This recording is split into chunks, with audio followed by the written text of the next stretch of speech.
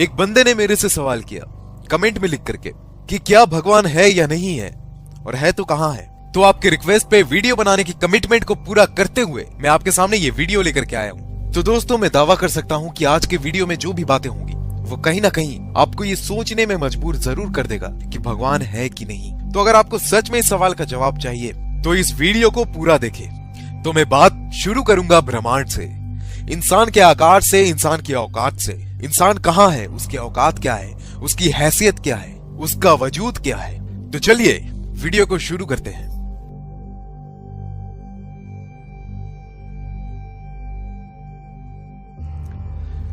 तो बात शुरू करते हैं हमारे धरती के चांद से।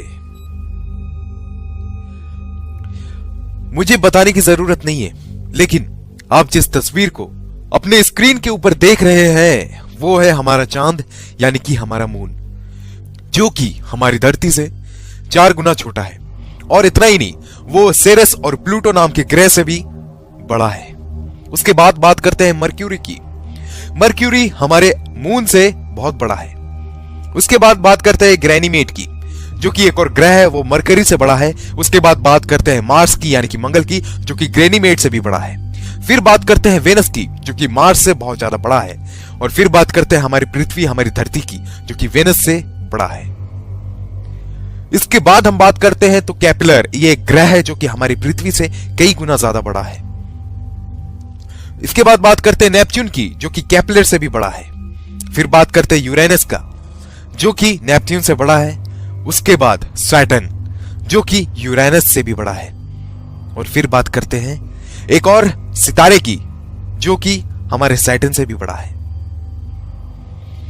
फिर बात करते हैं जुपिटर की, जो कि उस सितारे से भी बड़ा है। फिर बात करते हैं एक और ग्रह की, जिसका नाम है HD 100546, जो कि बाकी ग्रह से बड़ा है। और फिर हमारा सूरज, जो कि इन सारे ग्रहों से सबसे बड़ा है। फिर बात करते हैं साइरस की, जो कि हमारे सूरज से भी बड़ा है।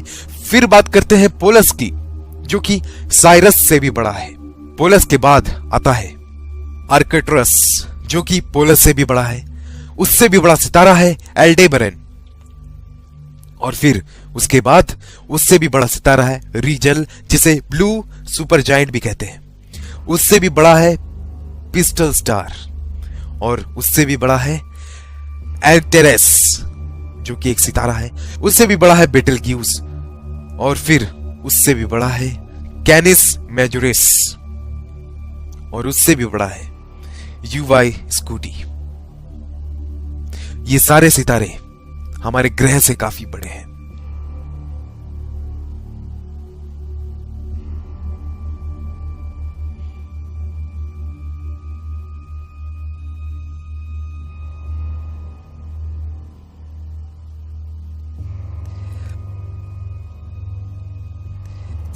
अब इस दायरे को हम लोग बढ़ाते बढ़ाते ब्रह्मांड के आकार तक जा रहे हैं।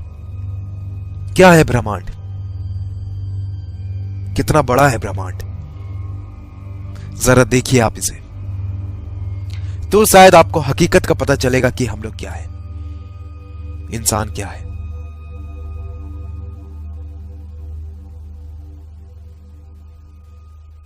ये जो दृश्य आप देख रहे हैं, लाखों करोड़ों सितारे हैं, खरबों सितारे हैं। ये हमारा गैलेक्सी है। यहां पर लाखों करोड़ों सितारे एक साथ इकट्ठा है, और ये खरबों सितारे मिलकर के बनाते हैं एक गैलेक्सी, जो कि है हमारा आकाशगंगा, हमारा मिल्की वे गैलेक्सी। ये है हमारा आकाशगंगा, जिसका सीमा अपार है, जो कि बहुत बड़ा है, जिसमें लाखों करोड़ों अरबों सितारे हैं। ये है हमारा मिल्की वे गैलेक्सी। जरा सोचो, इसकी आकार के बारे में सोचो। मिल्की वे गैलेक्सी के अलग अपोजिट में एक और गैलेक्सी है, और ना जाने उन जैसे कितने गैलेक्सीज, आकाशगंगा हमारे चारों ओर है। ना जाने कितने, उस करोड़ों की संख्या में है। उन सारों को मिला करके जो बनता है वो है हमारा ब्रह्मांड। उन सभी गैलेक्सीज, उन सभी मंडलों को मिलाकर के जो बनता है वो है हमारा ब्रह्मांड। ये है हमारा ब्रह्मांड। जिसमें लाखों करोड़ों अरबों गैलेक्सीज हैं। ये है हमारा ब्रह्मांड।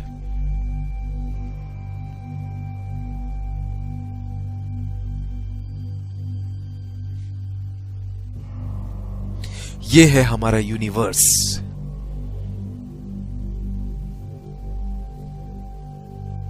और इतना ही नहीं, आप इस वक्त जो अपने स्क्रीन में देख रहे हो, ये है हमारा यूनिवर्स, एक बॉल। और इतना ही नहीं, ना जाने अपने यूनिवर्स की तरह ना जाने और कितने हजारों लाखों करोड़ों की संख्या में यूनिवर्स हैं जो कि आपस में एक साथ हैं। और ये करोड़ों की संख्या में यूनिवर्स मिलके बनाते हैं मल्टीवर्स। और क्या पता इन सारे मल्टीवर्स के ऊपर भी एक सुपरवर्स हो जिसमें हजारों मल्टीवर्स हो, करोड़ों मल्टीवर्स हो। ये है हमारा ब्रह्मांड। अगर यहां से माइक्रोस्कोप लगा करके भी देखा जाए तो तुम नहीं दिखने वाले, कोई नहीं दिखने वाला। इन सारी बातों के अलावा अगर मैं बात करूं तो क्या कभी सोचा है कि ये कैसे आया होगा, कहां से आया होगा? ये ब्रह्मांड बना तो बना कैसे? इतना बड़ा स्पेस, इतना बड़ा जगह, कैसे चल रहा है ये? चलो ब्रह्मांड को छोड़ो, धरती पे ही आते हैं। पिरामिड का नाम सबने सुना है, सुना ही होगा। कभी गौर किया है इतना ऊंचा पिरामिड बना तो बना कैसे? कैसे एक पत्थर के ऊपर दूसरा पत्थर को रखा गया होगा इस पिरामिड को बनाने के लिए, जहां पर एक पत्थर का वजन 5 टन है। हाथी भी 5 टन के पत्थर को खींच सकता है, लेकिन इतनी ऊंचाई तक इसे कैसे रखा गया होगा? वापस आओ, एक बार फिर से बात करते हैं। क्या तुमने स्टोनहेंज का नाम सुना है? जो आप तस्वीरों में देख रहे हो, यह है स्टोनहेंज। कभी सोचा है क्या इस तरह के लंबे लंबे पत्थरों को एक के ऊपर एक रखा कैसे गया होगा? किसने रखा होगा? ये क्या है? ये कभी सोचा है? क्या आपको पता है मंगल ग्रह में इतना रिसर्च क्यों हो रहा है? क्या आप जानते हो क्या वजह है इस बात के पीछे कि लोग मंगल में यान भेज रहे हैं, लोग वहां पानी की खोज कर रहे हैं? क्या वजह है? हम सभी ने एक थ्योरी बचपन में पढ़ी थी कि इंसान बंदर में से आया है, बंदर से इवॉल्व हुआ है। कुछ वक्त पहले कुछ साइंटिस्ट ने एक सवाल उठाया कि जब इंसान बंदर से इवॉल्व हुआ है तो सारे बंदर इंसान क्यों नहीं बन गए?